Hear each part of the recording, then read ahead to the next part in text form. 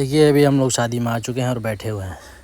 इधर देखिए भैया का तिलक चढ़ रहा है और ये देखिए पंडित जी हाथों में पीला चावल दे रहे हैं और पता नहीं क्या क्या चीज़ डाल रहे हैं। और ये देखिए ये नारियल है जो लाल कलर के बांध रखा चमके में।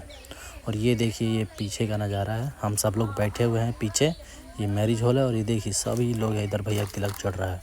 ये हमारा दोस्त देखा कॉफ़ी पिया था, कैसे मुस्किया था साला, देखो ना। चश्मा पहनने पर देखो तो बैटरी वाला चश्मा ले ले बाटे, देखो हाई करता है।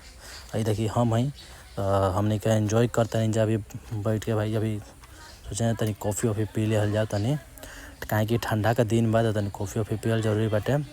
और हमारे भाई कहता कि भाई हमारे चैनल के सब्सक्राइब करो जा और हमारे ब्लॉग के बहुत ज़्यादा शेयर करो जा।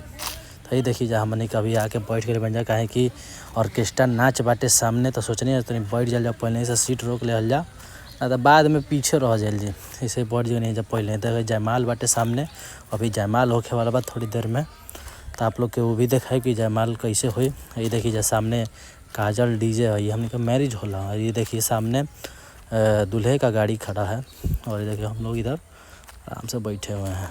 तो ये देखिए हमने को बैठ के फुल एंजॉय करते नहीं जा और आपस में खूब बात करते नहीं जाए। हमारा प्रिय दोस्त था, कॉलेज का दोस्त था, साथ ही पढ़े हमने का और खूब एंजॉय करते हैं हमने साथे साथे। और ये देखिए हमारा सुप्रिया बहन है, हमारा अपन बहन। ये देखिए हमारा मम्मी है, होने हमारा ये बड़की मम्मी है, देखो सब लोग बैठ